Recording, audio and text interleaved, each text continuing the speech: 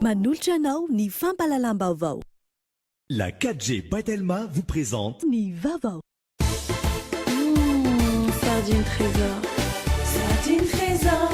Amin'ilay tiako be. Manolotra anao ny fampalalam-baovao.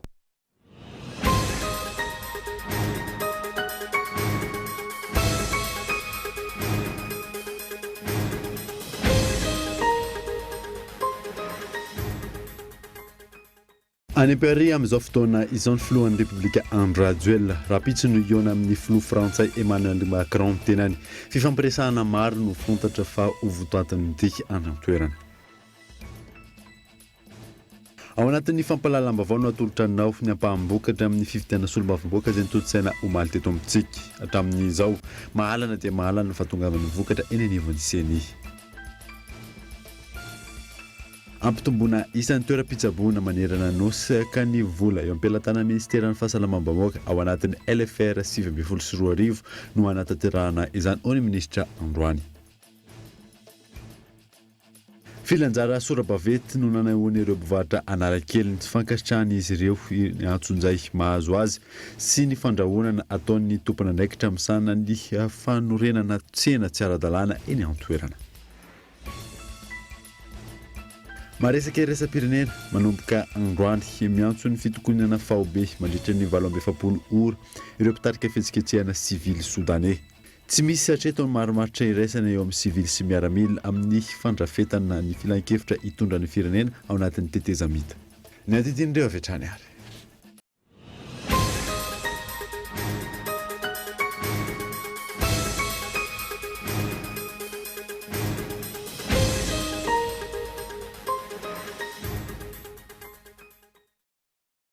Salantra tompoko lasy sy tompoko vavy fotoana vaovao eto amin'ny Kultivika manasana ary anaraka izany hatramin'ny farany.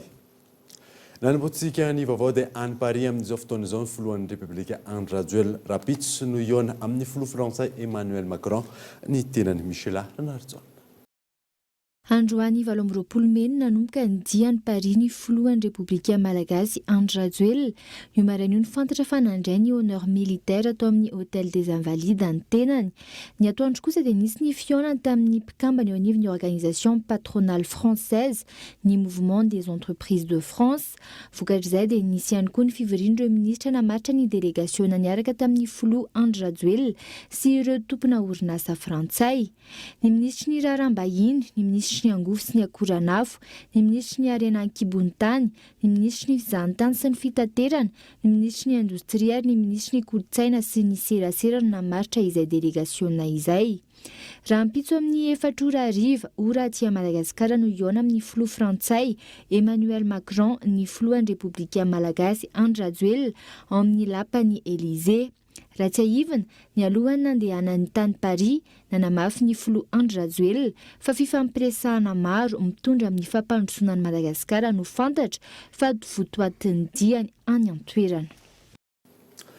Fahovitaina mialohan'ny volana Jona ny plan émergence Madagasikara ahafahana mametraka fampandrosoana marina eto Madagasikara. Mandray anjara amin'ny fandrafetana izany tompona andraikitra eo anivon'ny ministera fikambanana tsy miankina sy ireo mpiara-miombonantoka amin'ny Madagasikara Gaëtan Andretsilavo.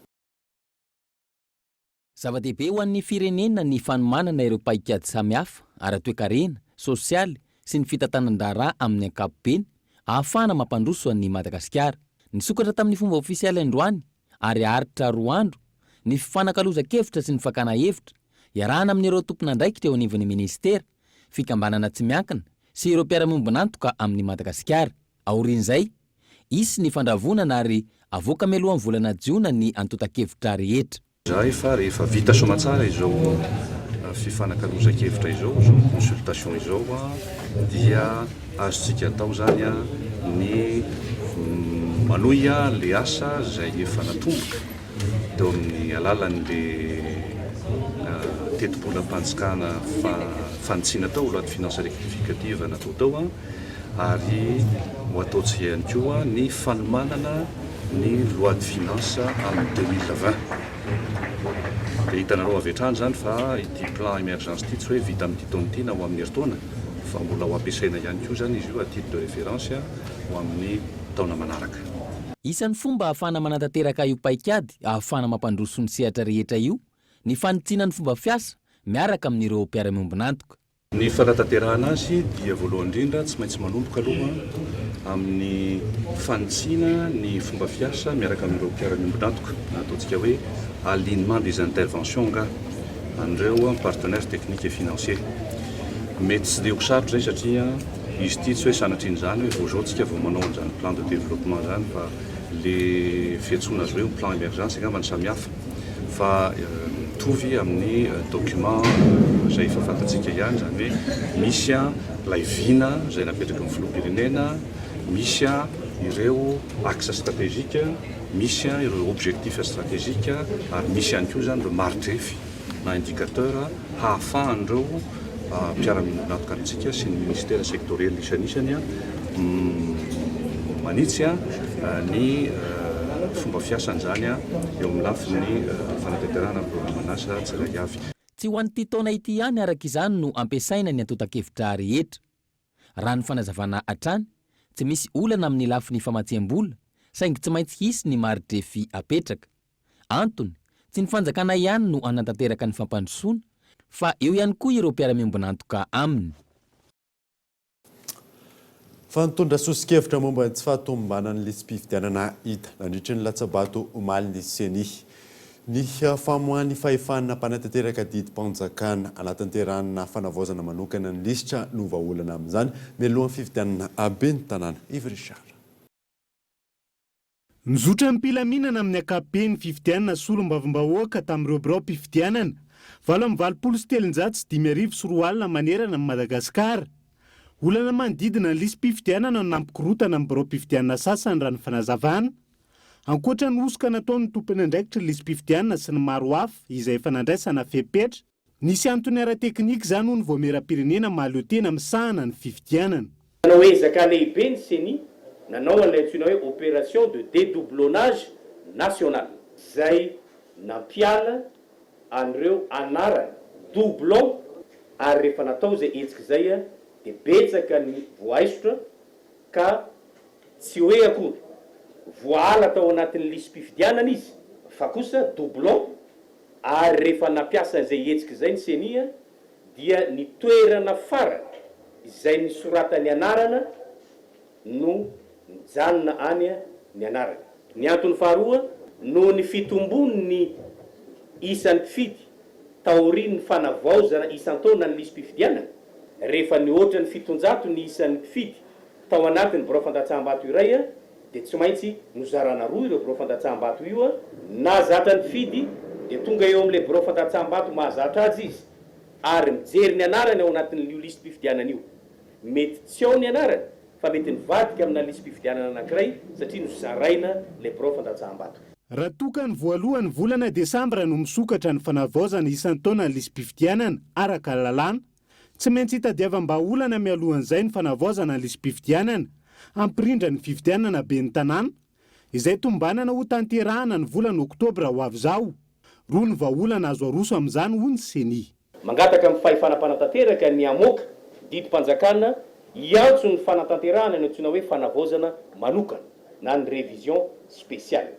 Fa raha ny révision annuelle no andrasana dia tsy maintsy any amin'ny volana Desambra efa vita ny fifidianana ben'ny tanàna amin'izay. Na ihany koa izay mbola hijerena ny fomba ahafahana manatanteraka an'ity satria dia tsy ao anatin'ny lalàna ny hoe betsaka ny fangatahana omaliny amin'ny hoe avy alao hifidy any ary ireo olona rehetra ka manana karaha-pifidianana tamin'ny taona 2024 fa ho ampidirina ao anatin'ny lista fanampiny na ny antsoina hoe rajout izay tsy ara-dalàna satria dia mazava mboalazany lalàna fa tsy misy ny azo atao rajout raha tsy ny mpiasa-panjakana sy ireo mpiasa rehetra izay mamitahiraka ka manana ordre de mission mazava tsara. Tsy tokony hisy akony goavana mivoaka mpifidianana ny tsy fahatombanana toy izany ho ny seny.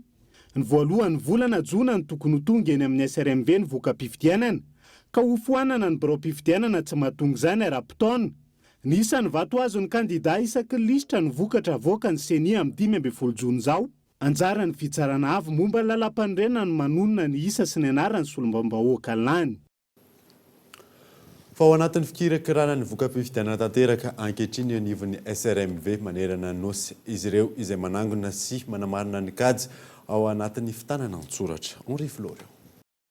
Iray andro taorian'ny fotoam-pifidianana solombam-bahoaka manatanteraka ny asina avokoa ireo rafitra mpikirakira ny voka-pifidianana ankehitriny amin'ny fanangonam-bokatra izay miainga eny anivon'ny fokotany ka manitatra izany eny anivon'ny SRMV na ny section de recensement matériel des votes, ny filohan'ny biro-pifidianana, ny sefim-pokotany ary ny filohan'ny CEC izay ratsa mangaiky ny CNI eny anivon'ny commune no manatitra ny voka-pifidianana eny anivon'ny SRMV. Ity farany izay mikarakara ireo vokatra ireo. Ny asan'ny SRMV natana ena SRMV hafa dia mandray ny pli, mandray ny voka-pifidianana avy any amin'ny bureau de vote avy any amin'ny fokotany any dia mandray amin'ireo zany aloha no atao voalohany dia manana 10 andro araka ny lalàna ny SRMV andraisana sy kirakirana andreo atota taratasy ireo ary mandefa ny tafitra zany any amin'ny foibe amin'ny CNI. Ankilany tsy manana fahefana novana ikitika ireo vokatra ireo ny anivon'ny SRMV na misy aza ny fahadisoana hita. Rehefa misy ny fanamarihana ohatra hoe tsy mitovy ny voalazany atota taratasy samihafa dia tsy mahazo manova, tsy manana fahefana manova ny SRMV fa manao fanamarihana fotsiny ihany hoe misy ny tsy fitovizana tahaka izao na tahaka izao dia ny any amin'ny ambaratonga ambonimbony kokoa no manapa-kevitra momba ny fanovanana fandraisana na fandavana isambato. Zava-dehibe eo anivon'ny firenena ny fiandrasana pitoniana ny voka-pifidianana voakan'ny CNI sy ny fitsarana avy momba ny lalam-pandrenana ny HCC. Araky ny nambarany teo anivon'ny CNI manana 10 andro ny sampana mpanesy vato eny anivon'ny distrika na ny SRMV aoriany ny androm-pifidianana hanatanterahany ny asany. Aorian'izay kosa mikirakiry sy manamarina ny vokatry ny eo anivon'ny CNI izay mamianavina ny amoaka ny voka-pifidianana ny 17 ny volana Jona ho avy izao. Fananao fanambarana mitambatra tamin'ity androany ity ireo kandida solombavamboaka misy 5 eo amin'ny distrikany Iosy manohatra ny ambaran'izy ireo osika sy kolikoly nataon'ny kandida iray mialoha sy mandritra ny fifidianana solombavamboaka totosaina faranteo. Fanampanazavana.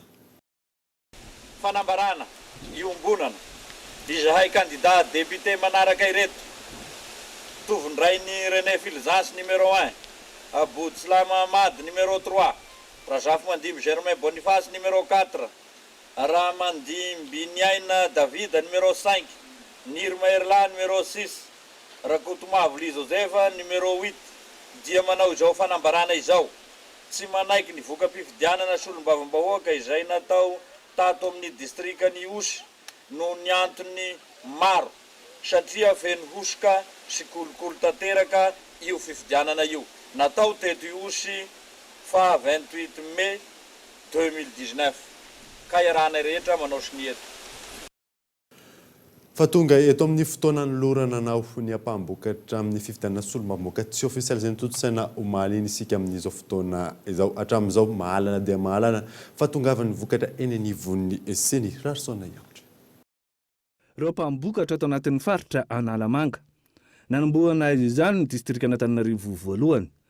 Ny kandida larana voalohany nahazo ny isa 224 na ny 225 160 faharoa manaraka azy dia ny kandida larana fa5 nahazo isa mbato 900 sy arivo na 30 120 nanarivo faharoa ny kandida larana voalohany nahazo vato 3 sy 30 ny kandida larana fa5 nahazo ny vato 930 na ny 430 Antananarivo fa3 ny kandida larana voalohany nahazo ny sambato 930 na 5 ny kandida larana fa5 kosa dia nahazo vato 470 na 330 Antananarivo fa4 ny kandida larana faharoa nahazo isambato 330 na 430 ny manaraka azy dia ny candidat laharana fahaefatra nazo isam-bato enina amby roapolo amby zato sy arivo na valo amby telopolo faingo efatra amby folo isan-jato. Tao amin'ny distrika n'Antananarivo fahadimy ny candidat laharana fahaefatra nahazo ny efapolo sy fitonjato ny isam-bato azony na valo amby telopolo faingo efapolo isan-jato. Ny candidat laharana fahadimy kosa dia nahazo ny isam-bato roa amby telopolo sy fitonjato na fito amby telopolo faingo sivy amby sivifolo isan-jato. Tao amin'ny Antananarivo fahaenina ny laharana candidat voalohany nahazo isam-bato 5,700 sy arivo na 4,700 faingo 5,700 isan-jato. Faharoa nanaraka azy tao dia ny candidat laharana fahavalo nahazo isam-bato 4,20 sy arivo na 3,20 faingo 20 isan-jato. Tao amin'ny distrika n'Antananarivo avaradrano kosa ny laharana candidat faharoa nahazo isam-bato 3,20 sy 800 sy arivo na 4,20 faingo 5,20 isan-jato. Ny candidat laharana fahaenina kosa dia nahazo ny 3,20 sy 4 arivo na 4,30 faingo 30 isan-jato. Antananarivo Atsimondrano ny candidat laharana fahadimy nahazo isam-bato 7,70 sy 700 na 4,30 faingo 10 isan-jato. Ny candidat laharana fahafito kosa dia nahazo ny isam-bato 700 na 3,20 faingo 1,70 isan-jato. Tany amin'ny distrikana Ambohidratrimo ny candidat laharana fahatelo nahazo isam-bato 7 sy 700 na 1,30 faingo 3,20 isan-jato. Ny candidat laharana fahavalo nahazo 4,20 sy 300 na 2,20 faingo 10 isan-jato. Tao Manjakandriana ndray kosa ny candidat laharana faharoa nahazo ny isam-bato 7,20 sy 300 ary ny candidat laharana fahatelo nahazo 4,20 sy 400. Tao Ankazobe candidat laharana faharoa nahazo 1,20 sy arivo, ny candidat laharana fahatelo nahazo 5,30 sy 100. Tany amin'ny distrika n'Anjozorobe kosa ny laharana voalohany nahazo 2,20 sy 300 na 7,20 faingo 3,20 isan-jato. Ny laharana fahadimy nahazo vato 2,20 sy 300 na 1,30 faingo 4,20 isan-jato. Ary ny amaranana ny vokatra amin'ny ampahany amin'ity vavatakariva ity dia atao amin'ny distrika n'Andramasina. Ny candidat laharana fahatelo nahazo isam-bato 300 na 1,30 faingo 1,20 isan-jato. Ny candidat laharana fahafito kosa dia nahazo 2,20 sy 700 sy arivo na ny 4,20 faingo 5,20 isan-jato.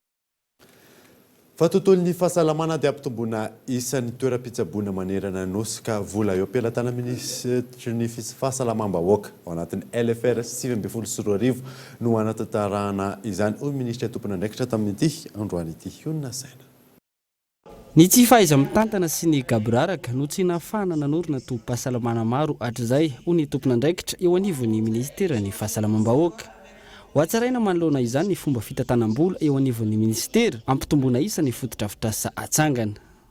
Ny LFI sy ny LFR dia mitovy ny vola fa raha ny LFI jerentsika tsy misy fanorenana ao mihitsy na anankiray fa réhabilitation dia ny ezahanay nangorona ny vola anaovana réhabilitation dia nahafahana nanangana hôpitaly eny anivon'ny distrika 3,000 hôpitaly eo anivon'ny faritra anankiray CSB 3,000 nefa ny LFI ihany LFR raha ohatra ka ny vola mitsavina ka tiaviana zany tsy dia tena ilay hoe 15% fotsiny lenjena fa fampiasana amin'ny araka tokony izy ny vola omena ny ministera tsara.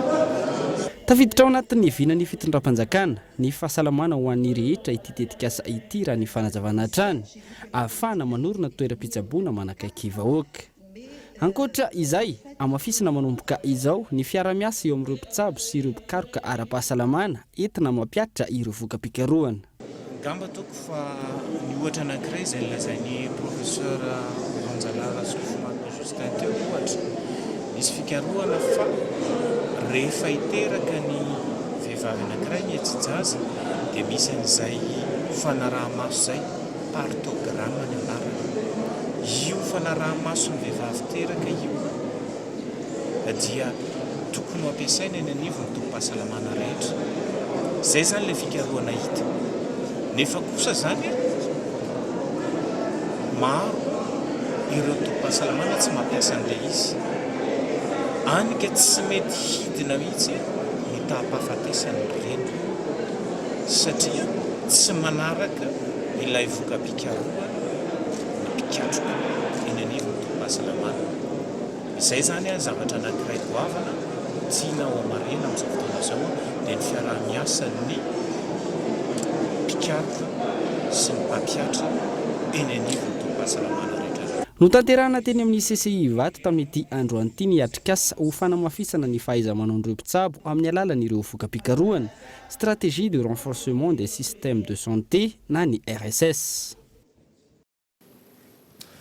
Fa nanatotosa fihetsiketsehana ny mponina sasany eo 67 hektara io maraina io Antony. Ny fahazahoan'izy ireo taratasy manambara ny andravana trano manodidina ny zato tafo eny an-toerana. Nanamafy ny andaniny izay milaza ho tompon'ny tany fa fanatanterahana didim-pitsarana no Antony fandravana miantarandriana. Trano manodidina ny zato tafo no misy mikasandrodana eo 67 hektara. Nanao fihetsiketsehana ireo voakasikizany io maraina io.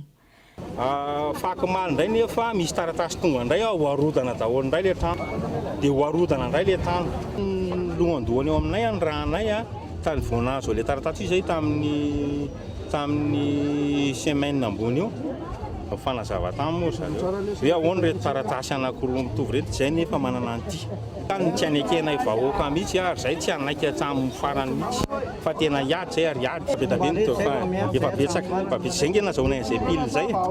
Tany namidiny semady ny taona 4,700 ity tany eto 67 hektara ity. Raha ny angom-baovao mari-potitra manana antota taratasy ara-dalàna ny tompony tany nandefa ny taratasy fanesorana ny mponina.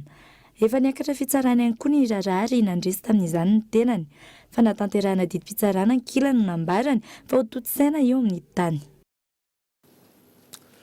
Fa ho averina tao fitiliana ilay héroïne no kasaina ny potehana ny herinandro lasa teo saingy voalaza fa mivadika vovon-dronono izany. Nitazomina any amin'ny PAC na pôle anti-corruption amin'izao fotoana izao ireo rongony bazaha ireo miantarandriana avoatra.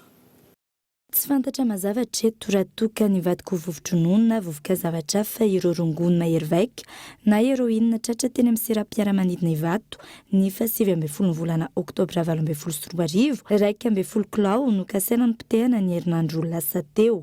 Tamin'ny fitiliana natao hanona ahitana fa tsy izy ilay rongony. Dia rehefa nandalo teo amin'ny scanner dia hita fa nampiaya ny entana nentin zareo. Ka rehefa natao ny douane test dia vovoka héroïne no tao anatiny. Feo moa zay tamin'ny 14 décembre 2018 dia nangataka teo anivon'ny PAC mba ahafahana manao ny destruction satria zay ny lalàna. Dia mbola tsy nazo an'ilay ordonnance moa zahay tamin'io dia nirenovelena indray ilay demande tamin'ny 14 mars 2019 ihany. Dia mazava ho azy moa zany fa misy infraction douanière satria entana voarara izy ireo. Notifié zahay tamin'ny 2 mai 2019. Voalazan'ny ordonnance io fa tsy ny douane rery no manao ny fampitehana fa misy entité maromaro tondrony eo ao anatin'izany ny fitsarana. Dia tamin'ny 23 teo moa 23 mai 2019 teo no hoe andeha atao le destruction. Fa rehefa natao moa ny test dia nilaza ny vala amin'ny test hoe inconclusive ilay test zany hoe misy dikany izay rara teknika. Nanambara manoloana io ny tale jeneraly eo anivon'ny fahatseranana fa ho averina atao ny fitiliana ireo rongony mahery vaika ireo. Midikany hoe inconclusif tsy midika hoe tena terme ampiasaina moa négatif fa misy paramètre BDB no tafiditra anatin'le appareil dia raha ohatra ka tsy mifanaraka amin'le appareil dia manome an'le inconclusif. Zay tsy midika hoe tsy drogue le izy. Azo atao koa mandefa an'izy amin'ny laboratoire. Dia zay zany mety hoe vahaolana manaraka hoe alefa amin'ny laboratoire le izy dia any no manome an'le valiny hoe tiany zavatra misy anatin'le produit na tena hoe miova marina le izy. Scellé intact ireo enveloppe nisy an'ireo drogue ireo dia raha mahita moa zay aritan'ny PAC anatin'ny PV talohany nanaovana an'le préparation de destruction ka zay zany mbola ahafahana miteny hoe tokony tsisy fanoloana an'le drogue tao. Ny administration douane zany raha ohatra ka nisy nanao an'izay dia vonona zay coopérer amin'ny enquête. Tsy zavatra azo ofela atao amin'ny douane fa tena ifandray an-tanana miaraka amin'ny PAC raha ohatra ka misy enquête tokony atao amin'le izy. notazominy eny anivo ny PAC na ny anti-corruption amin'izao fotoan'izao ireo rongondreo. Aoriany fitiliana kosa no fantatra ny toin-draharaha na miroso amin'ny fanampotehana izany na miroso amin'ny fanadiadiana raha toa ka voamarina fa tsy izy intsony ny rongony voatazona.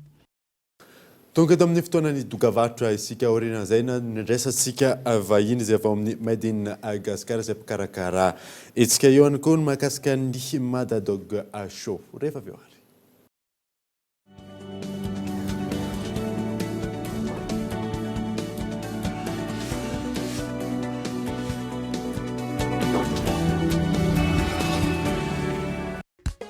Bonjour. Bonjour. Je suis en poudre en sachet, dans riche en vitamine C. Bonjour. Bonjour. Bonjour. Bonjour. Bonjour. Ma patanzaka, zem suta samba samba cha. Bonjour. Bonjour Nariwe. Bonjour. Bonjour. Maru karazna gu amnas, salano tazamya amnas. Jintika diabet. Bonjour.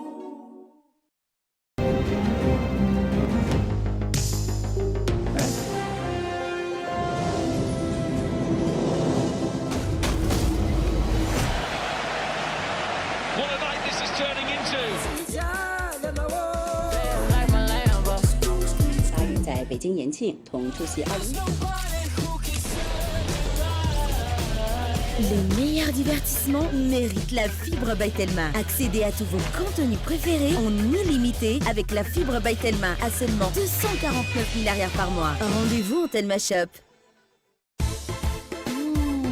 Sardine trésor. Sardine trésor. Sardine trésor.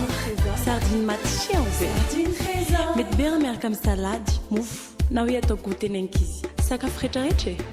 Hasoandrala ila miaraka amin'ny tsakitsaky. Sardine trésor. Qualité nazy. Ao tsara. Riche en oméga. Ilaina be rehefa mifety indrindra mofa miaraka amin'ny fianakaviana. Sardine trésor. Amin'ilay tiako be.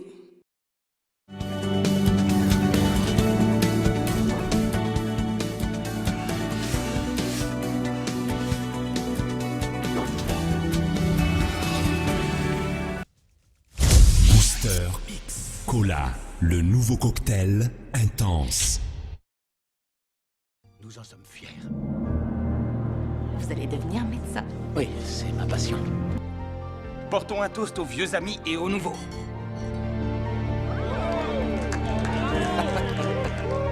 Anna est une femme très bien, Michael. Grâce à vous, je me sens comme chez moi. Elle est très attachée à toi, ça se voit. Ça devient très dangereux pour les Arméniens ici, alors... Je veux que tu partes d'ici. Ah non! Est-ce que tu l'aimes? Attrapez-les! Tuez-les! Courez! Chris!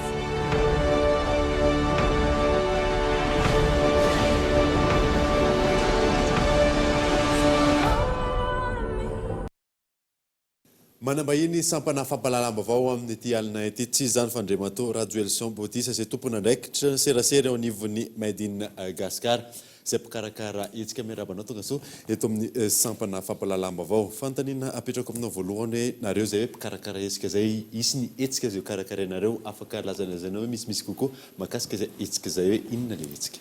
Mbola faly miaraba ny mpanaraka ny sampana vaovao eto amin'ny Cool TV de faly miarabanao ihany koa Made in Madagascar show.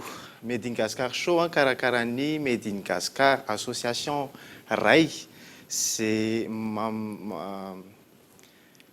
fikambanana olona mpakafia tomobile sy ny manodidina ny tomobile zay andraisan'ny tomobile rehetrarehetra zany zay ny fikambanana Made in Madagascar io.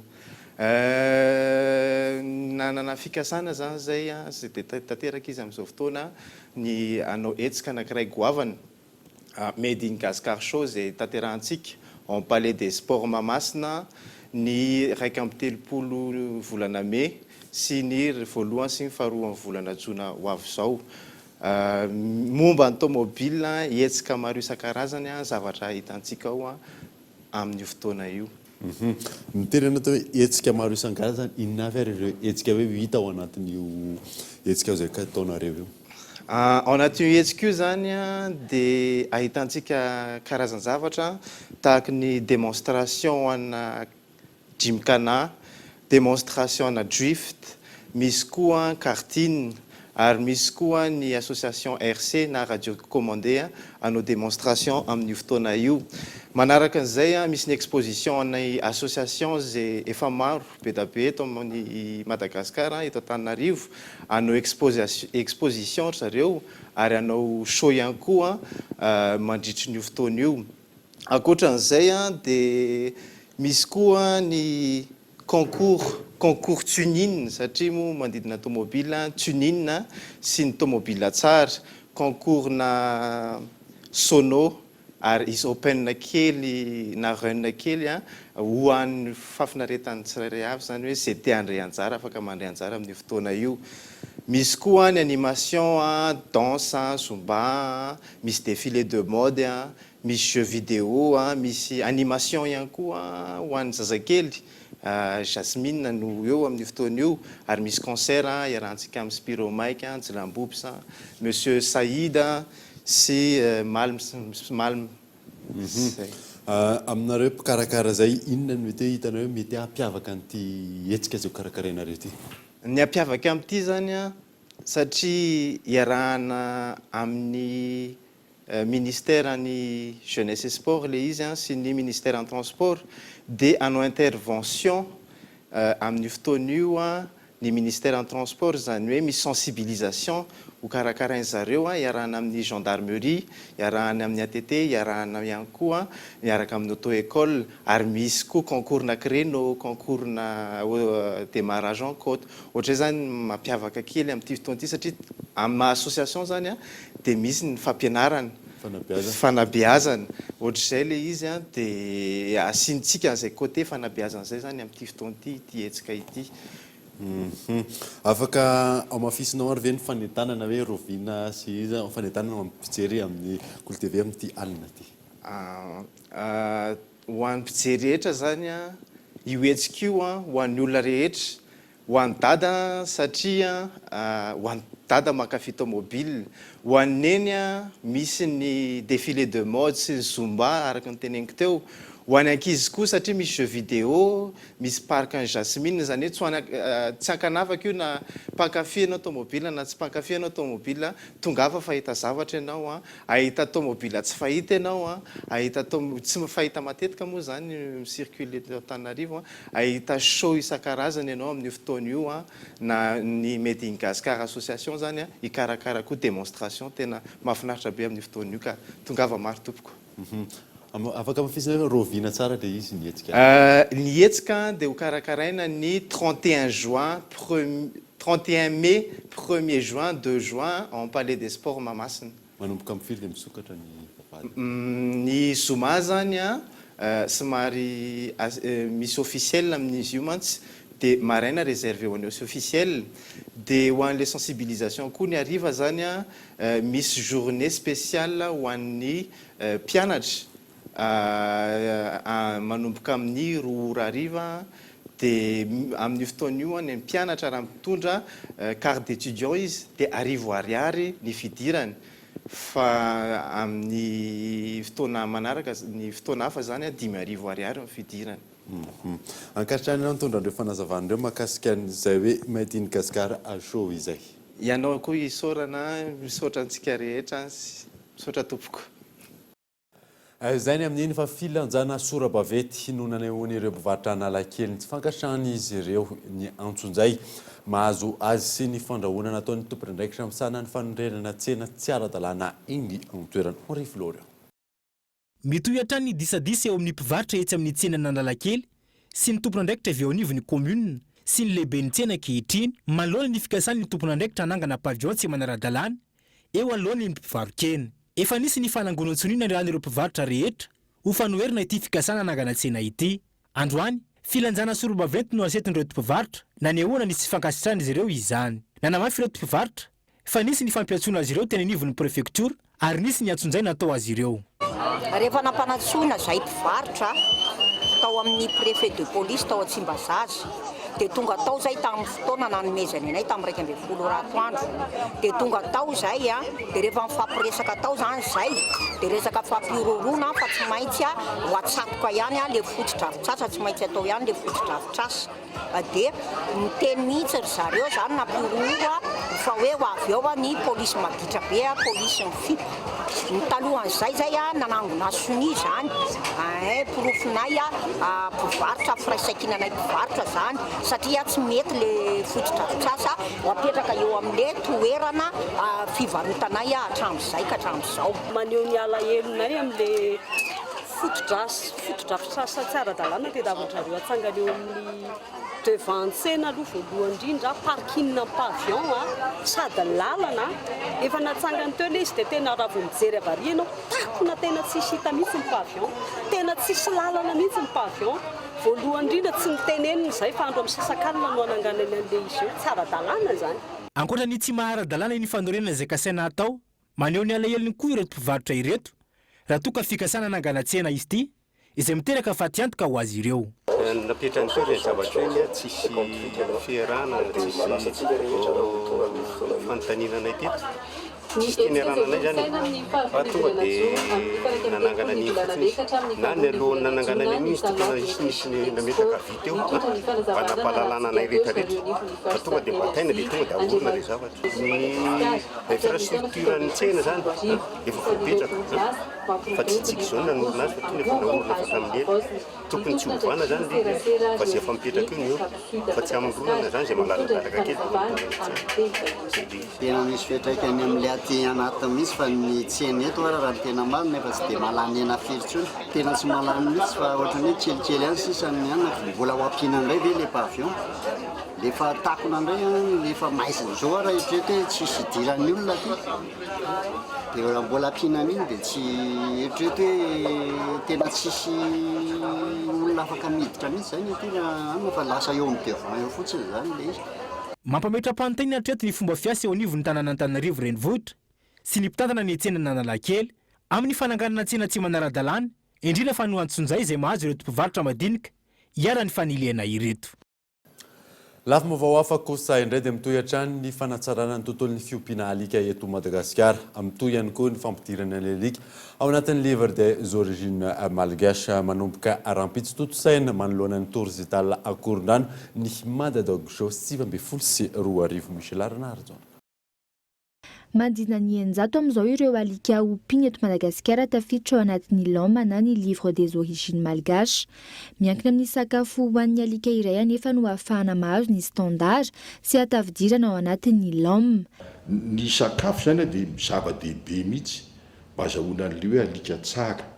Misy karazana anakory sakafona alika na krokety, iny le hoe ration industrielle na ration ménagère afaka manamboatra ianao les rations ménagères dia zao hena ny atsasany raha ohatra ka kilo zany 25% féculents dia 25% légumes raha ohatra no ménagère ianao fa ny tsara zany dia krokety.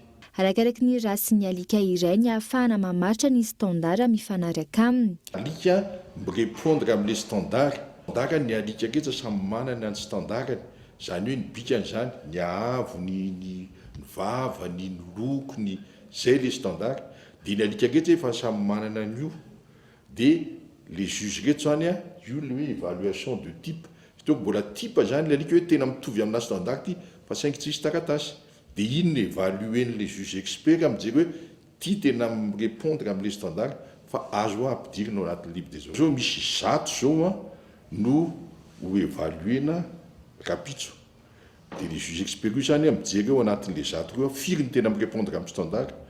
Mety misy anaky 10 na 20 tsy mirépondre dia reny zany tonga dia éliminena tsy ho ampidirina ao anatin'le livre des origines. Totsaina rahampitso 7 Mey sy ny alakamisy 3 Mey ny Madadog Show 2022 manoloana ny torizitala Ankorondrano. Fotoana iray ahafahana manao ny tombana ireo alika izay ho ampidirina ao anatin'ny LOM na ny livre des origines malgaches. Fanohy ny olana eo amin'ny train d'atterrissage niverina andalana minitra vitsy taorian'ny Niangany hitany La Réunion ny fiaramanidina 737-800 any Air Austral nitondra mpandeha hiazo an'Antananarivo omaly arivo. Fezora Faly. Zotra-piaramanidina ny Air Austral niala tao La Réunion hiazo an'Antananarivo no voatery niverindalana omaly ariva minitra vitsy taorian'ny Niangany. Olana eo amin'ny fampidirana ny train d'atterrissage nandritra ny sidina no fantatra fa antony tsy maintsy niverenana. Raha ny dingana rana talohan'ny dinan'ity Boeing 737-800 ity dia nihodinkodina izy andaninan'ny solika sy hanajana ny lanja izay takiana amin'ny fipetrahan'ny fiaramanidina. Omaly tamin'ny 7 ora sy 10 minitra no tafapetraka soamantsara tao amin'ny seranam-piaramanidina tao La Réunion ity Boeing ity raha nitatitry ny Air Austral. Noraisin'ireo teknisianina avy hatrany ny fanamboarana rehetra naneho fialatsiny tamin'ity tranga ity ny kompania izay nanamafy fa ny fiarovana ny laharam-pahamehana voalohany indrindra. Fahatelopolo isanjaton'ny vehivavy maneran-tany no tsy mahazaka ny fampiasana serviette hygiénique. Antoka ny fahasalamana nefa izany ilana fikarakarana. Mamenatra ny ankamaroan'ny olona eto amintsika nefa ny firesana ny fidiovana amin'ny fadimbolana fanadidina. Tokony solo salaka ny vehivavy tonga fadimbolana isaky ny feno izany na hoan'ny lamba tsotra na ihany koa ireo salaka fanarina ny serviette hygiénique. Maro anefa ireo vehivavy no tsy mahazaka ny mampiasa izany noho ny akora ao aminy. Maro ankilan'izay ny aretina mety ahazon'ny vehivavy vokatry ny tsy fahazakana amin'ny fampiasana ny serviette hygiénique. Na ny serviette hygiénique jetable na ny lamba izay ampiasan'ny vehivavy anankiray rehefa tonga amin'ny fadimbolana isam-bolana dia mety hisy voka-dratsiny eo amin'ny fahasalaman'ny vehivavy anankiray. Voka-dratsiny raha toa ka tsy zakan'ilay olona ilay produit amin'ilay serviette hygiénique dia mety hiteraka iny mangididy eo manodidina ny fivaviana na manodidina ny fe eo. Mety amin'ny an'ilay antsoina hoe eczéma atypique, eczéma marginé. Manarak'izay mety angididy foana eo amin'ilay manodidina ny fivaviana sy manodidina ny fean'ilay vehivavy ary mety hitatra iny rehefa toaka tena hoe tsy zakany foana. Ankoatra ny fahadiovan'ny vatana, tokony hodorana ny salaka avy nampiasaina izay mety ahatonga aretina ho an'ny hafa. Ny serviette reo na ny lamba reo rehefa avy ampiasan'ny vehivavy dia tsy tokony areriana fotsiny eny ananina eny fa tokony hodorana. Manarak'izay alohan'ny andorana anazy dia tsara raha somary sasana izy io dia mba tsy paritaka ilay raha satria ilay raha iny raha toa ka mandehandeha eny dia misy olona mandray an'iny an-tanana dia mety raha sanatria hoe mivoatsindrona dia lasa mety otrika aretina any amin'ilay vehivavy mety mandeha mankany. Zavatra tokony ataon'ny vehivavy ray ihany kokoa rehefa isako ny fadimbolana dia mividy sachet. Karazana sachet ireny le matevitevina ireny dia ampiriminao anatin'iny ilay serviette avy nampiasana. Fa tsy areriana eny ananina eny satria lasa mandoto ny tontolo iainana, manimba ny tontolo iainana, mandratra mety anaparitaka ny otrika aretina. Amin'ny ankapobeny eo amin'ny 710 taona ny vehivavy no tonga fadimbolana voalohany ary mila fanoroana sy fanaraha-maso amin'ny ray aman-dreny. Androany no andro iraisam-pirenena ho an'ny fahadiovana mandritra ny fadimbolana. Lohahevitra iray izay mbola mahamenatra sy heverin'ny fiarahamonina ho fady ny firesahana izany eto amintsika amin'ny ankapobeny. Tsy tokony hamenatra kosa nefa izany ho hatrany ny fanazavana. Maresaka iraisam-pirenena dia manomboka androany miantso ny fitokonana faobe mandritra ny 7 ora ireo mpitarika hetsika sivily Soudanais.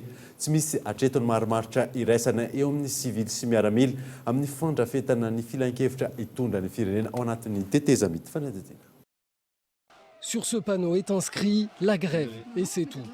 Fitokonana izay ihany izay ny soratra lanjain'ireo Soudanais namaly ny antso hisinina fitokonana faobe any Soudan nataon'ireo mpitarika hetsika sivily na ALC, Alliance pour la liberté et le changement. 7 andro izao no ny atony ny fifampirarahana teo amin'ity vondrona ity sy ny filan-kevitra raha miaramila hitadiavana maromaritra iraisana amin'ny fametrahana fitondrana tetezamita any an-toerana. Samy miziriziry te azo ny maranisa ao amin'ity fitondrana vaovao ity na ny andaniny na ny ankilany. Antony iantsony ny vondrona ALC fikomina sy fitokonana faobe raha toa ka tsy mivaly ny fangatahana izany hoe fitondrana entina sivily. Ankilany ahitana fizarazanana kosa ny hetsika sivily manoloana io fitakiana io. Misy amin'ireo sivily no miantsony tsy tokony andranitana ny tavy. Miombana amin'ny fikarakarana fitokonana fahobe mandritra ny 27 ora kosa ny ALC manomboka androany ary tsy ao Khartoum marenivohitra i Soudan ihany. Alohan'ny sarana dia avena aminao vaovao nisongadina tamin'ity alina ity. Any Paris amin'izao fotoana izao filohan'ny Républicain André Rajoelina raha ampitsony iona amin'ny filoha frantsay Emmanuel Macron ny tenany. Filanjana soram-bavety no nanehoan'ireo mpivarotra Analakely tsy fankasitrahany izy ireo ny antso izay mahazo azy sy ny fandrahonana ataon'ny tompon'andraikitra misana ny fanondrenana tsena tsy ara-dalàna eny an-toerana. Dia izay mamarina vaovao tamin'ity alina ity ankasitrahany ianao nanaraka izany soafa tsara atao tompoko.